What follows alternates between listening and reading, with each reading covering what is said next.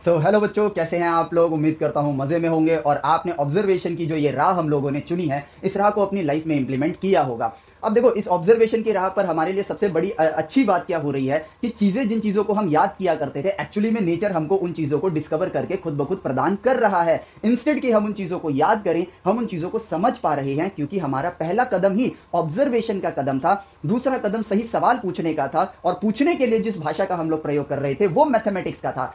Science discovery के लिए है, मैथमेटिक्स नेचर की भाषा के लिए है, इंजीनियरिंग उस डिस्कवरी और उस भाषा की मदद से कुछ क्रिएट करने के लिए जो एग्जिस्ट नहीं करता है, और टेक्नोलॉजी उस क्रिएशन को यूज करने के लिए है। इस राह पर जब हम आगे बढ़ रहे हैं, इस तरीके से जब हम आगे बढ़ रहे हैं, तो हम सेल्फ डिपेंडेंट बन रहे हैं।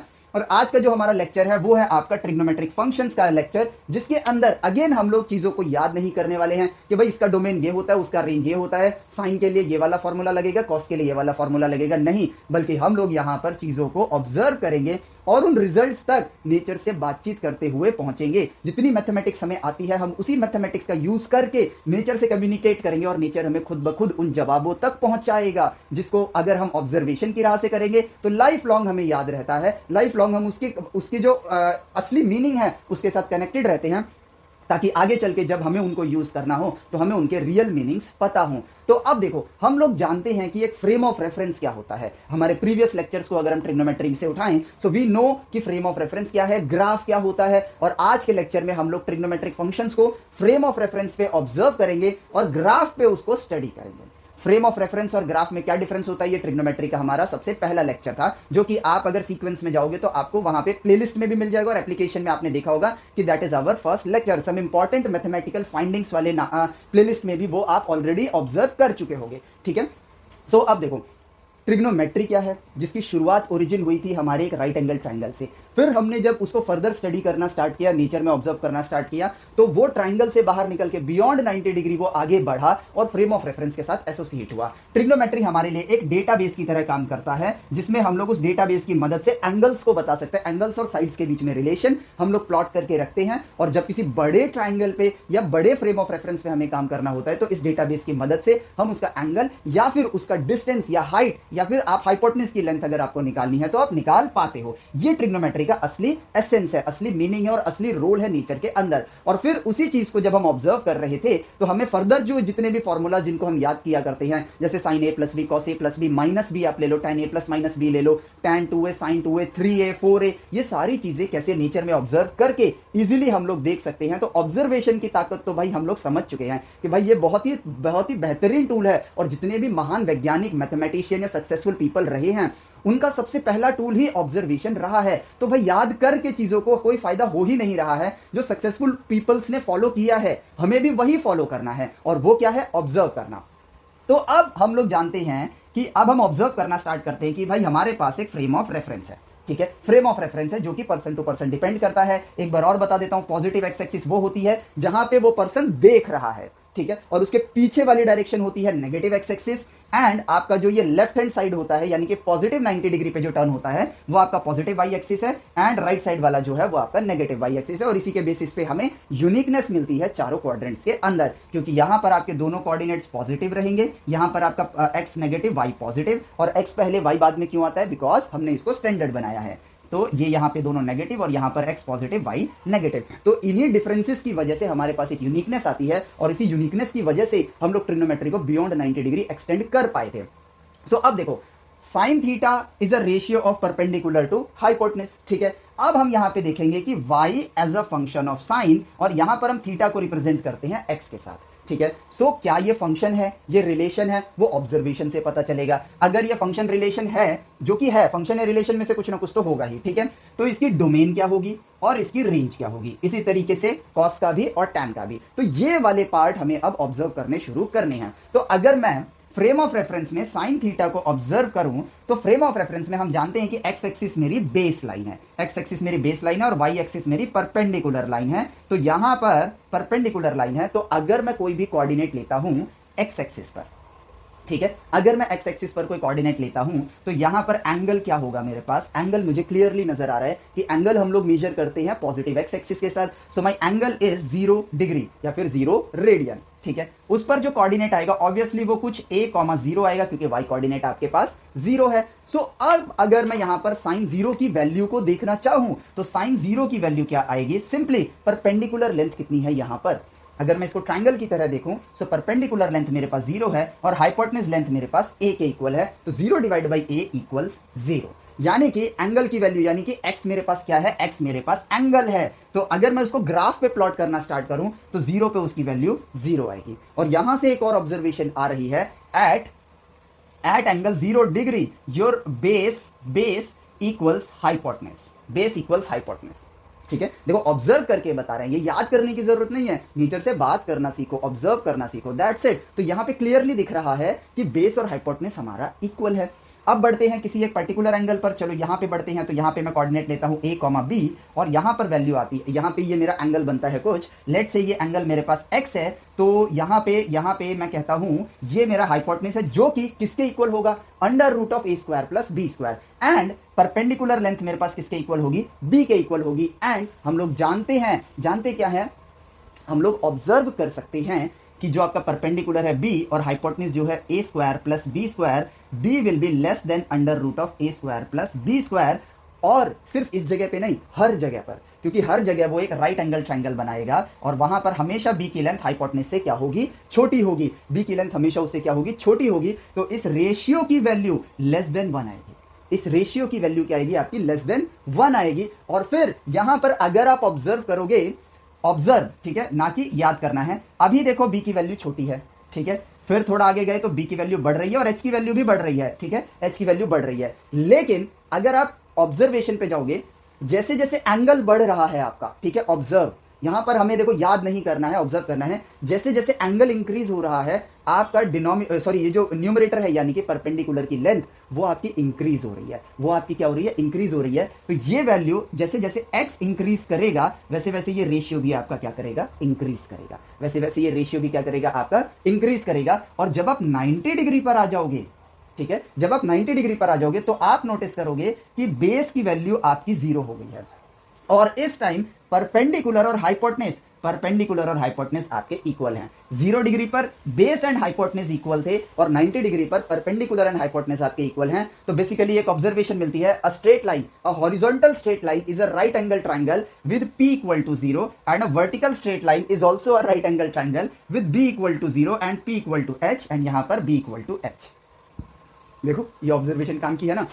अब इसी ऑब्जर्वेशन को अगर मैं लेके चलूं तो मुझे यहां पर देखने को मिलता है एक डेटा सेट, मैं यहां पर प्लॉट कर सकता हूं कि 0 पर उसकी वैल्यू 0 है और उसकी वैल्यू हमेशा लेस देन 1 रहने वाली है अगर एंगल 90 डिग्री से 0 डिग्री के बीच में है, तो क्योंकि परपेंडिकुलर की लेंथ हमेशा हाइपोटेन्यूज से छोटी होती है। तो यहां पर एट 90 डिग्री पर इसकी वैल्यू क्या होगी, 90 डिग्री पर इसकी वैल्यू क्या होगी, 90 डिग्री पर आपका p और h इक्वल है, तो p अपॉन h क्या हो जाएगा, 1, p अपॉन h 1 हो जाएगा। तो इट मीन्स कि इसकी मैक्सिमम वैल्यू +1 तक जाने वाली है और वो भी कहां पर, वो जाएगी आपकी 90 डिग्री पर। बट x यहां पर नंबर्स में लिखा जाता है, अगर आप ग्राफ बना रहे हो तो x में आप नंबर्स में लिखोगे, तो यहां पर आप रेडियन वैल्यूज को लो क्योंकि रेडियन वैल्यूज लेंथ के साथ एसोसिएटेड होती हैं, जो कि हमने सर्कल वाले पार्ट में देखा था कि pi is 180 degree angle in radian. तो यहां पर 90 degree is basically pi by 2, तो मैं यहां पर x की वैल्यू लेता हूं पाई बाई 2 एंड देन उसी का मल्टीपल ले लेता हूं, दिस इज 2 पाई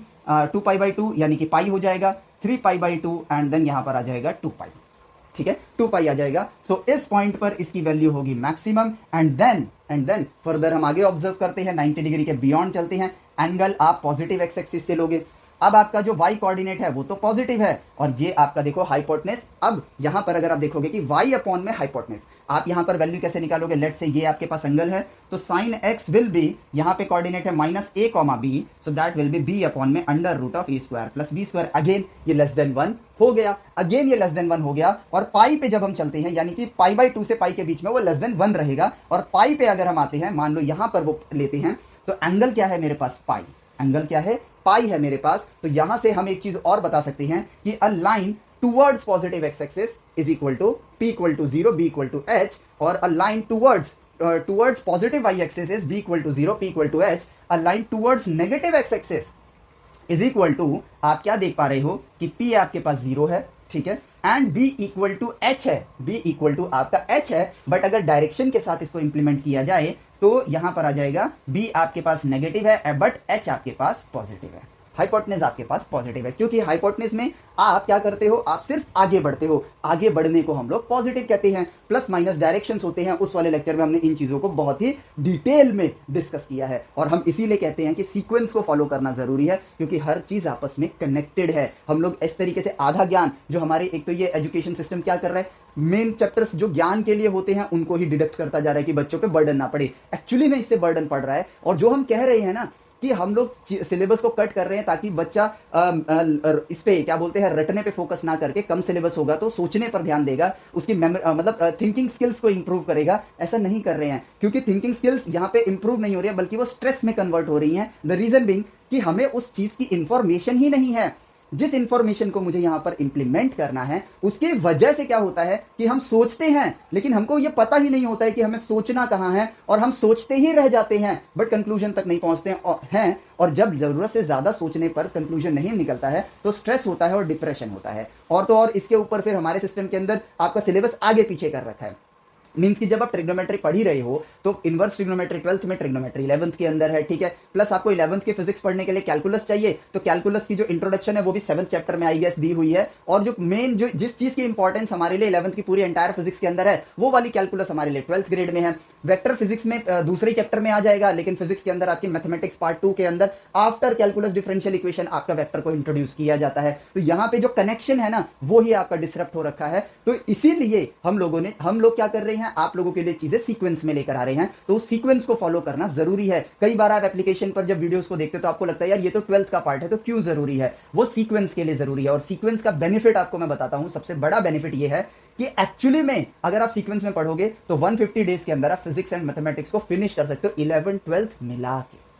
मैं यकीन मानो सारा कॉन्सेप्ट वाला पार्ट आपका 11th और 12th का विद क्वेश्चंस ऑल्सो, ठीक है, आप लोग 150 डेज के अंदर मैक्स टू मैक्स यहां पर फिनिश कर सकते हो, या ज्यादा से ज्यादा 200 दिन में जाएगा। So if we are starting our journey for एक एंट्रेंस एग्जाम के लिए फ्रॉम 11th ग्रेड, अगर मैं 11वीं से शुरू कर रहा हूं तो 200 दिन भी अगर मैं उठाऊं तो वो अराउंड 6.5 महीने के बराबर होता है, 6.5 महीने या 7 महीने होता है अगर मैं 200 दिन उठाता हूं तो, ठीक है। और उसके बाद 7 महीने ले लो, चलो 7 महीने में अगर मैं इस पूरे 11th 12th के सिलेबस को और क्वेश्चंस को अपना ग्रैब कर लेता हूं नेचर में ऑब्जर्व करके, तो मेरे पास कितना लंबा टाइम है प्रैक्टिस करने के लिए और अपने आप को फर्दर 2 स्टेप्स और आगे ले जाने के लिए, ताकि जेई मेरे लिए बहुत ज्यादा आसान बन जाए। जब मैं 10th पढ़ता हूं तो 9th आसान हो जाती है, 11th पढ़ता हूं तो 10th आसान हो जाती है। तो अगर मैं 7 मंथ के अंदर अंदर अगर मैं अपनी चीजों को फिनिश कर सकता हूं तो मैं अपने आप को 2 स्टेप और आगे ले जा सकता हूं, ताकि ये वाला पार्ट मेरे लिए इजी हो जाए। और क्योंकि मैंने इन चीजों को 7 मंथ में कवर किया होगा, ऑब्जर्वेशन के रास्ते, कम्युनिकेशन विद वाया मैथमेटिक्स के जरिए, आस्किंग द राइट क्वेश्चन के जरिए, तो मैंने चीजों को सही मायने में सीखा है। और जब सही मायने में सीखा है ना, तो मैं सीखना, मतलब नेचर से कैसे ज्ञान लिया जाता है ये सीख चुका हूं, तो मैं वहां रुकूंगा, मेरी खुद की क्यूरियोसिटी मुझे रुकने नहीं देगी, और मैं फर्दर आगे और नॉलेज लेनी स्टार्ट कर दूंगा। और ये जो पार्ट हम पढ़ रहे हैं ना, ये सिर्फ और सिर्फ आपके लिए टीजर की तरह है जो आप ग्रेजुएशन में करने वाले हो। इन्हीं चीजों को हम हार्ड मान लेते हैं, बट ये तो सबसे बेसिक लेवल की मैथमेटिक्स और साइंस है। तो ये चीज को छोड़ के अब मैं एक्चुअल मैथमेटिक्स और साइंस पे फोकस करना स्टार्ट करूंगा, और ये चीजें मेरे लिए बहुत ही बेसिक से पार्ट बन जाएंगे। और अब आप फिर सोचो कि आपका एंट्रेंस एग्जाम निकालना मुमकिन हो जाएगा या नामुमकिन। मेरा जवाब आप लोगों की तरफ से ये है कि ये 100% मुमकिन हो जाएगा। क्यों? क्योंकि मेरे पास राइट वे ऑफ एजुकेशन होगा, मेरे पास राइट पाथ होगा, उस राइट पाथ को मैं यहां पर अपनी लाइफ में इंप्लीमेंट कर चुका हूं। ठीक है, तो चलो वापस से ऑब्जर्वेशन पे आते हैं, क्योंकि वही हमारे लिए सही रास्ता है। सो सेकंड क्वाड्रेंट के अंदर 90 डिग्री पर तो +1 वैल्यू आ गई, उसके आगे अगेन परपेंडिकुलर आपका पॉजिटिव रहेगा, क्योंकि y कोऑर्डिनेट आपका परपेंडिकुलर होता है, डिवाइडेड बाय आपका हाइपोटेनस जो कि पॉजिटिव है, तो ये <1 वापस से बन जाएगा। यानी कि अगर मैं ग्राफ को देखूं तो वो ऊपर उठेगा, इसके आगे फिर नीचे आना स्टार्ट करेगा। और पाई पे अगर मैं चलता हूं तो अगेन बेस का मैग्नीट्यूड और हाइपोटेनस का मैग्नीट्यूड जो है वो आपके इक्वल रहेंगे, और परपेंडिकुलर आपके पास 0 हो जाएगा। तो अगर परपेंडिकुलर मेरे पास 0 है, -a,0, तो इसका मतलब मेरा sin x की वैल्यू क्या आएगी, वापस से 0 आएगी।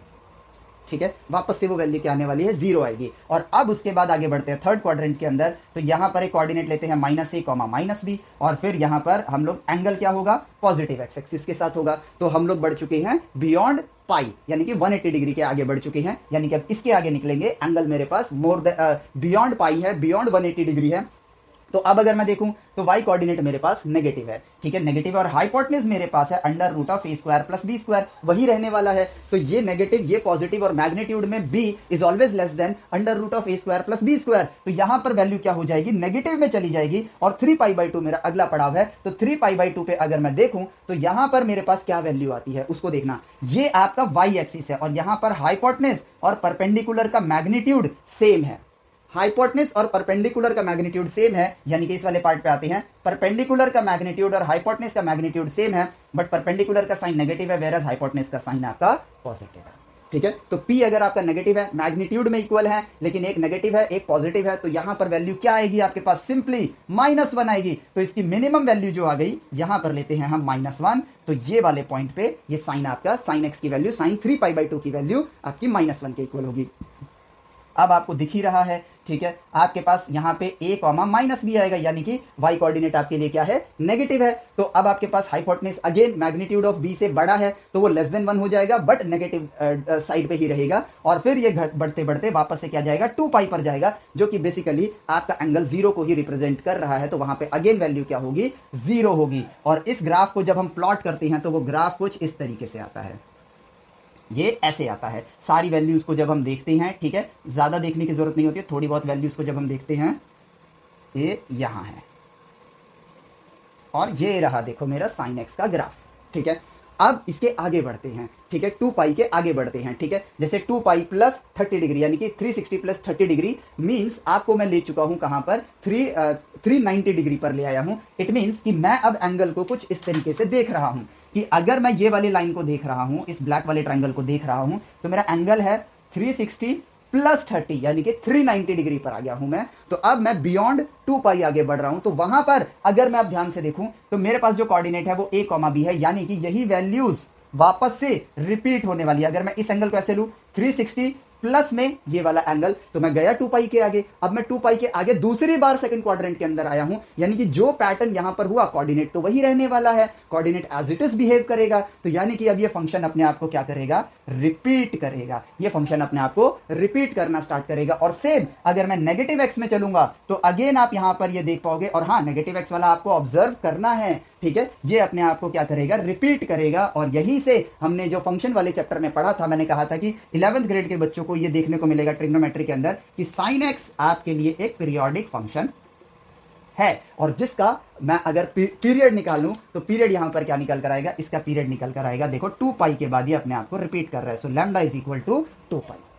देखा, चैप्टर्स आपस में कनेक्टेड हैं, और एक चैप्टर का ज्ञान दूसरे चैप्टर में इंप्लीमेंट किया जा सकता है, और वहां पर ऐसे मिक्स चैप्टर के जरिए आपके क्वेश्चंस को भी बनाया जाता है, जिनको हम लोग यूजुअली टफ क्वेश्चंस बोलते हैं। बट द थिंग इज कि अगर मेरे पास ज्ञान है तो मेरे लिए कुछ भी टफ नहीं होगा, ज्ञान है तो मैं कर लूंगा, ज्ञान नहीं है तो वो टफ ही रहेगा मेरे लिए। अगर मुझे साइकिल चलानी नहीं आती तो साइकिल चलाना मेरे लिए मुश्किल है, साइकिल चलानी आती है तो साइकिल चलाना मेरे लिए आसान है, एज सिंपल एज दैट। इससे ऊपर और कोई चीज नहीं है जो जेई मेंस, जेई एडवांस या कोई भी इस दुनिया का एंट्रेंस एग्जाम हो उसको वो टफ बनाती हो। टफ बनने के पीछे कारण है कि हम राइट वे ऑफ एजुकेशन हमने नहीं लिया है, इजी होने का कारण है कि हमने राइट वे में अपने आप को एजुकेट किया है, और वही एग्जाम हमारे लिए इजी हो जाता है, ठीक है। तो चलो, तो यहां पर जो हम देख पा रहे हैं, अब मेरा ग्राफ रेडी है। इस ग्राफ के जरिए अगर मैं देखूं कि मेरा डोमेन क्या होगा, तो डोमेन है ऑल रियल नंबर, सारे एक्स पर मैं उसको इंप्लीमेंट कर सकता हूं।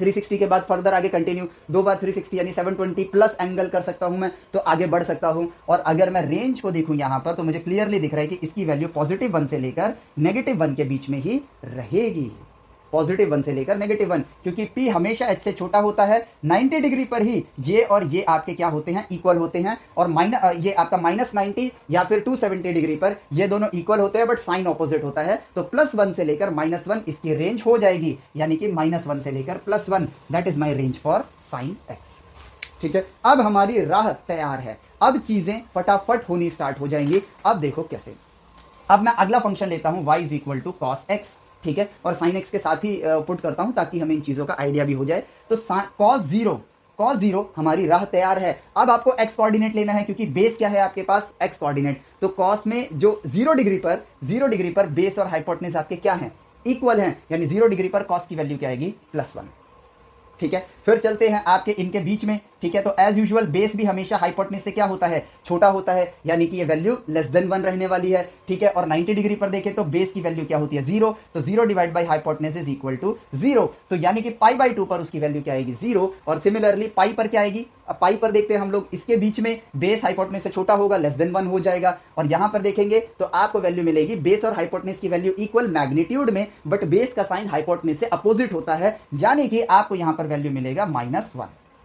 पाई पर आपको वैल्यू मिलेगी -1। और फिर चलते हैं 3 पाई बाई 2 पर, यहां पर बेस आपका क्या हो जाएगा, अगेन एक्स कोऑर्डिनेट क्या आएगा, नेगेटिव वाई एक्सिस पर 0 आएगा, तो यानी 3 पाई बाई 2 पर उसकी वैल्यू 0। और 2 पाई यानी कि वही 0 वाला केस आपके पास आ गया, तो 2 पाई पर इसकी वैल्यू होगी आपके लिए 1, ठीक है। 2 पाई पर इसकी वैल्यू होगी आपके लिए 1, यहां पर है, ठीक है। तो अब अगर मैं इस ग्राफ को प्लॉट करूं तो ये देखो, ये थोड़ा रफ हैंड था तो थोड़ा टेढ़ा बन गया, ये ऐसे, ठीक है। ये देखो, ये ग्राफ आपका इस तरह आया। अगर आप ग्राफ को देखोगे तो ये दोनों ग्राफ जो हैं ये बेसिकली सिमिलर लग रहे होंगे आपको, ठीक है, लग रहे होंगे आपको। और ये ग्राफ आप यूजुअली बहुत बार देख चुके होंगे, और यहां से ये भी पता चलता है कि भाई इसके आगे फर्दर ये अपने आप को रिपीट ही करने वाला है, ठीक है, क्योंकि ये उसी तरीके से आगे बढ़ेगा। तो cos x भी मेरे लिए एक पीरियोडिक फंक्शन हो गया, जिसका पीरियड अगेन 2 पाई के ही इक्वल आता है, ठीक है। तो cos x भी मेरे लिए एक पीरियोडिक फंक्शन है, याद करने की जरूरत नहीं है, दिख रहा है, इसलिए मैंने बोला कि cos x जो है मेरे लिए एक पीरियोडिक फंक्शन होगा, जिसका पीरियड क्या है आपके लिए 2 पाई।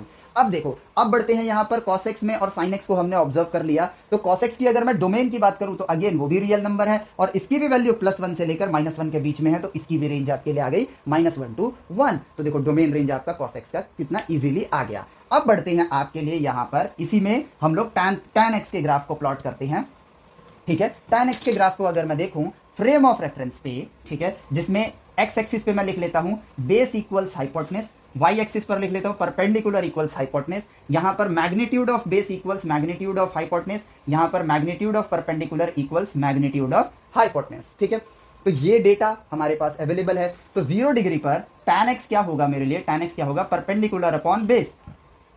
0 डिग्री पर, 0 रेडियन पर आपके लिए परपेंडिकुलर की वैल्यू 0, तो tan 0 की वैल्यू आपके लिए 0, सिंपल, ठीक है। अब बढ़ते हैं यहां पर, आगे बढ़ेंगे तो कभी परपेंडिकुलर बड़ा होगा, कभी बेस बड़ा होगा, जैसे जैसे एंगल बढ़ते जाएंगे तो एक टाइम तक आएगा, एक टाइम ऐसा आएगा जहां पर परपेंडिकुलर और बेस आपके इक्वल होंगे, ठीक है। और अपनी मैथमेटिकल शक्तियों का इस्तेमाल करो, line y is equal to X वाली लाइन अगर मैं इसके ऊपर पुट करूं तो इसका मतलब क्या है, y और x के कोऑर्डिनेट यहां पर सेम है, इट मींस परपेंडिकुलर और बेस की वैल्यू क्या है, सेम है, यानी कि 45 डिग्री पर इसकी वैल्यू, चाहे कोई भी पॉइंट पे आप ट्रायंगल बना लो, किसी भी पॉइंट पे आप ट्रायंगल बना लो, आपको यहां पर क्या मिलेगा, आपको 45 डिग्री पर एंगल सॉरी tan x की वैल्यू क्या मिलेगी, आपको tan 45 की वैल्यू क्या मिलेगी, 1 मिलेगी, क्योंकि p और b आपके क्या हैं, इक्वल हैं। अब इसके पहले अगर यहां पर कोई भी कोऑर्डिनेट लूंगा मैं, तो आप नोटिस करोगे, कोई भी पॉइंट ले लो, आप नोटिस करोगे p आपका जो है वो b से छोटा है। ऑब्जर्व करो, p हमेशा b से छोटा आ रहा है, यानी कि 0 से लेकर 45 के बीच में वो वैल्यू लेस देन 1 होगी, वो वैल्यू लेस देन 1 होगी।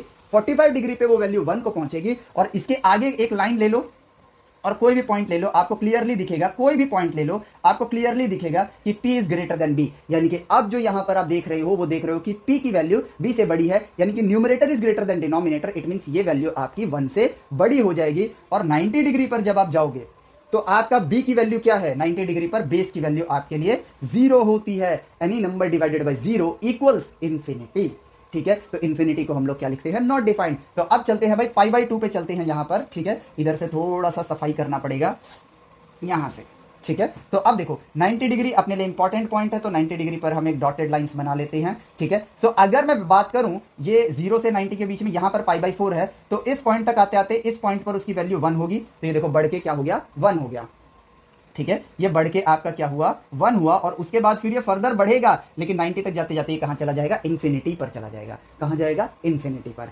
अब बढ़ते हैं सेकंड क्वाड्रेंट में, 90 डिग्री पर इट्स इंफिनिटी, 90 डिग्री के जस्ट अगला पॉइंट यानी कि सेकंड क्वाड्रेंट में एंट्री लेते ही इसकी वैल्यू देखो किस तरह से आएगी। यहां पर आपको ध्यान से देखना होगा, और इसको थोड़ा ना रिवर्स वे में अगर ऑब्जर्व करना चाहो तो कर सकते हो, ताकि आपको एक अच्छी क्लैरिटी मिले, ठीक है। तो अगर मैं देखूं यहां पर 180 डिग्री पर देखता हूं, ठीक है, यानी कि पाई एंगल पर देखूं, तो यहां पर अगेन बेस और हाइपोटेनस इक्वल है मैग्नीट्यूड में, ठीक है, लेकिन परपेंडिकुलर की वैल्यू क्या है आपके लिए 0 है, तो पाई पर आपकी वैल्यू क्या आएगी, 0, ठीक है। यहां पे हम रेड पेन का यूज करेंगे क्योंकि ग्राफ हम रेड कलर से बना रहे हैं, पाई पे वैल्यू क्या आएगी, 0 आएगी। अब जैसे ही मैं एक पर्टिकुलर एंगल पर बढ़ूंगा, ठीक है, तो यहां पे मैं देख रहा हूं कि माइनस ए कॉमा बी।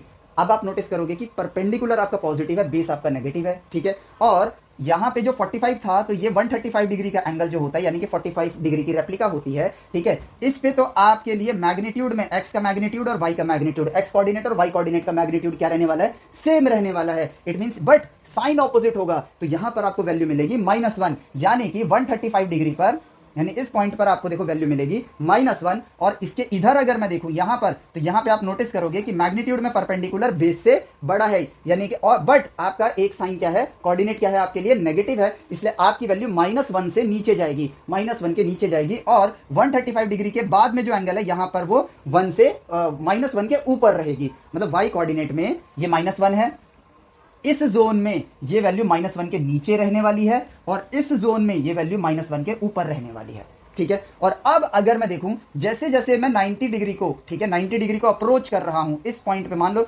ये बहुत ही छोटा एंगल है, ठीक है, तो आप नोटिस करोगे कि बेस मेरा छोटा होता जा रहा है, बेस 0 को अप्रोच कर रहा है। जैसे जैसे आप 90 डिग्री को अप्रोच कर रहे हो, बेस आपका 0 को अप्रोच कर रहा है, बट एक्स के कोऑर्डिनेट्स आपके क्या हैं, यहां पर नेगेटिव हैं, तो इट मींस ये -∞ को अप्रोच करना स्टार्ट कर रहा है, क्योंकि जैसे जैसे डिनोमिनेटर छोटा होता जाएगा ओवरऑल वैल्यू बड़ी होती जाएगी। डिनोमिनेटर नेगेटिव जोन से 0 को अप्रोच कर रहा है, तो ये जो वैल्यू है ये नेगेटिव इन्फिनिटी की तरफ अप्रोच कर रही है, इसलिए π/2 पर आपकी वैल्यू -∞ से आएगी, यहां पर 1 होगी, एंड देन पाई पर क्या हो जाएगी, 0, ठीक है। देखो ये हुआ ना कनेक्शन। अब बढ़ते हैं इसके आगे के कनेक्शन पे, ठीक है, पाई से 3π के बीच में।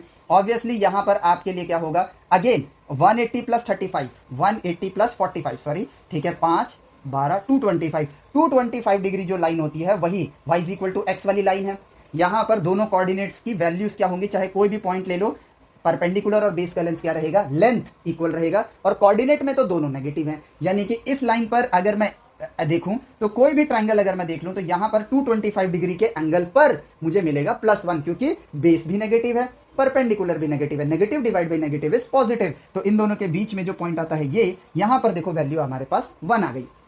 अब बढ़ते हैं 3π/2 पे चलते हैं। 3π/2 पे अगर मैं देखूं तो यहां पर मेरे बेस की वैल्यू क्या है, 0 है, बेस की वैल्यू क्या है, 0 है। और अब आपको यहां पर ध्यान देना होगा इसके पाथ को ध्यान देना होगा, जो कि ये है कि भाई यहां पर अगर मैं देखूं कि इसके ऊपर देखता हूं, इसके ऊपर यानी कि इस वाले जोन में देखता हूं, तो मैं क्लियरली ऑब्जर्व कर सकता हूं, let me change the colour, ठीक है। अगर मैं 225 डिग्री से पहले यानी 180 से 225 के बीच में अगर कोई लाइन बनाता हूं, ठीक है, तो what I can observe is कि परपेंडिकुलर का मैग्नीट्यूड बेस के मैग्नीट्यूड से छोटा है, यानी कि अभी इसकी वैल्यू <1 होगी। और यहां पे अगर मैं देखूं तो यहां पे मैं क्लियरली देख सकता हूं कि परपेंडिकुलर की लेंथ आपकी बेस के से बड़ी होगी, और 225 पे मुझे क्या देखने को मिला कि परपेंडिकुलर और बेस की लेंथ इक्वल है, तो इट मींस इस जोन में ये वैल्यू 1 से ज्यादा होगी, और इस जोन में ये वैल्यू 1 से कम होगी, और इस लाइन पर ये वैल्यू आपके 1 के इक्वल होगी, ठीक है। तो इट मींस ये बढ़ते बढ़ते, ठीक है, ये बढ़ते बढ़ते 225 डिग्री पर तो 1 तक जाएगा, और उसके बाद फिर ये फर्दर एक्सटेंड होगा और +∞ पे जाएगा, कहां पर, 3π/2 पर। प्लस में क्यों जा रहा है, उसके पीछे रीजन, वैल्यूज पॉजिटिव है, वैल्यूज पॉजिटिव है, ठीक है। यस, आपका बेस नेगेटिव है, परपेंडिकुलर नेगेटिव है, यस, लेकिन जब आप ये 3π/2 को यानी 270 डिग्री को अप्रोच कर रहे हो, ठीक है, उस दौरान आपके साथ क्या हो रहा है, आप ऐसे गए, आप थोड़ा और आगे बढ़े, तो आप नोटिस करोगे कि बेस 0 को अप्रोच कर रहा है फ्रॉम नेगेटिव साइड, ठीक है, लेकिन जो आपका परपेंडिकुलर है वो भी तो नेगेटिव है, तो नेगेटिव डिवाइड बाय नेगेटिव आपकी वैल्यूज को कहां अप्रोच करवा रहा है, पॉजिटिव इंफिनिटी की तरफ अप्रोच कर रहा है। As base approaching towards 0 the ratio is approaching towards infinity, positive, क्यों, क्योंकि न्यूमरेटर भी नेगेटिव है, डिनोमिनेटर भी नेगेटिव है, इसलिए ये वैल्यू कहां जा रही है, आपके लिए पॉजिटिव इंफिनिटी की तरफ जा रही है, और यहीं से हमें मिल जाता है ग्राफ। और आप फोर्थ क्वाड्रेंट में जाएं तो अगेन आप देखोगे कि आपके लिए बेस पॉजिटिव है, परपेंडिकुलर नेगेटिव है, -45 डिग्री, यानी कि 360 -45 अगर मैं करूं तो 5 और यहां पर 1, 315 डिग्री वाली लाइन पर परपेंडिकुलर और बेस की लेंथ इक्वल होगी, बट आपका साइन -1 आएगा। रीजन -1 क्यों आएगा, क्योंकि बेस आपके लिए पॉजिटिव है, परपेंडिकुलर आपके लिए नेगेटिव है, तो भाई इन दोनों के बीच में जो पॉइंट है यहां पर आपको वैल्यू मिलेगी -1, ठीक है, -1 मिलेगी। इसके आगे बढ़ता हूं, अगर मैं 315 डिग्री के आगे बढ़ता हूं मैं, तो यहां पर आप क्या देख पा रहे हो कि परपेंडिकुलर छोटा है आपके बेस से, यानी कि इस जोन में वैल्यू क्या हो जाएगी, <1 हो जाएगी, क्या हो जाएगी, <1, सॉरी -1 और 0 के बीच में रहेगी, ज्यादा बेटर ये रहेगा बोलना। और इस जोन में अगर मैं देखूं तो आपको क्लियरली दिख रहा है कि परपेंडिकुलर इज ग्रेटर देन 1, तो ये -1 से माइनस इंफिनिटी के बीच में इसकी वैल्यू रहने वाली है। तो यहां पर अगेन ये माइनस इंफिनिटी से टहलता हुआ आएगा, यहाँ पे -1 एंड देन 2 पाई पे ये क्या बन जाएगा आपके लिए वापस से 0, और फिर उसके आगे फर्दर इसी तरीके से आगे बढ़ेगा। और माइनस में आप कंटिन्यू करोगे, -π/2 पर अगर आप जाओगे तो यहां पे जो हमने देखा है, और मतलब ये वाला जो जोन हमने देखा वो -θ के लिए सेम टू सेम रहेगा, यानी कि tan θ का ग्राफ आपके लिए इस तरीके से आ गया। अब थोड़ा फेयर ग्राफ बना देता हूं ताकि आपको नजर आ जाए। tan θ का ग्राफ बेसिकली कुछ इस तरीके से होगा।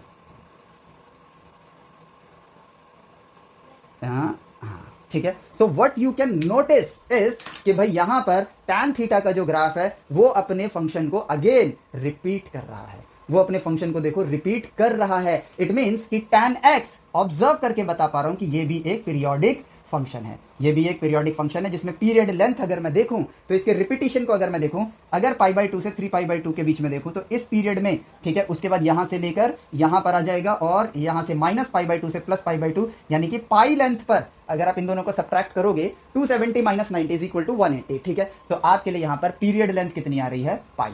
ठीक है, तो tan x का पीरियड आपका क्या हो जाता है? पाई हो जाता है। और इसकी डोमेन और रेंज को अगर मैं देखूं तो it is coming from -∞ to +∞, -∞ से +∞, और x में ये सारी वैल्यूज को ले रहा है एक्सेप्ट, ठीक है, जहां पर x के इनपुट पर आपको वैल्यू क्या मिले, नॉट डिफाइंड या फिर इंफिनिटी मिले, उस चीज को आप डोमेन से हटा देते हो। तो डोमेन यहां पर क्या निकल कर आई? डोमेन यहां पर निकल कर आई ऑल रियल नंबर एक्सेप्ट, ठीक है, आपके लिए यहां पर आएगा 2n + 1 π/2 where n belongs to integers.